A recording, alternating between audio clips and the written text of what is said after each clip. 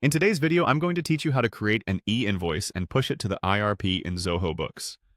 This is a vital skill for anyone managing business finances efficiently. Let's dive right in to streamline your invoicing process seamlessly.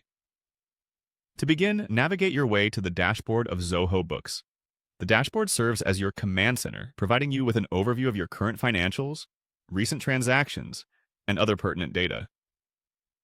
Once you've familiarized yourself with the layout, it's time to get the ball rolling. Next up, you'll want to make your way over to the Sales section. This area is primarily dedicated to handling all aspects related to sales, including invoices, sales orders, and more. Clicking on Sales will open up a list of options. For our task today, we'll go ahead and select Invoices. This will present you with a list of all your previous invoices, which can be a handy reference if you need to review any past transactions. With your invoicing page open, find the New button and click it to start creating a fresh invoice. This will open a new template where you can start filling in the invoice details. Begin by selecting a customer from your pre-existing list, or if you're invoicing someone new, you can add a new customer entry. Ensuring your customer information is accurate will save you time and potential headaches down the road.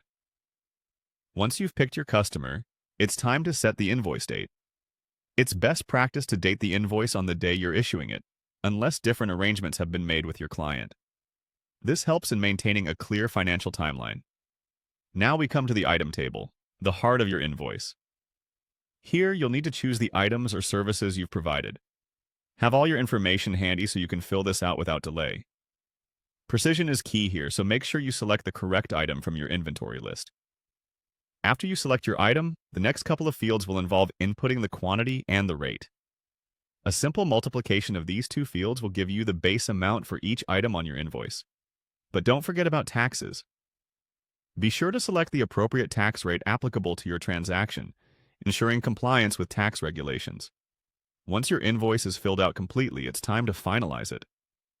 Hit the Save and Send button to conclude the process. This not only saves your work, but also sends the invoice to the recipient. You're now ready to push the invoice to the IRP, making your financial documentation official and compliant. And there you have it. You've successfully created an e-invoice and shared it with the IRP in Zoho Books. By following these steps, your invoicing process should become more manageable and efficient, helping you maintain a well-organized accounting system. Thanks for watching and happy invoicing!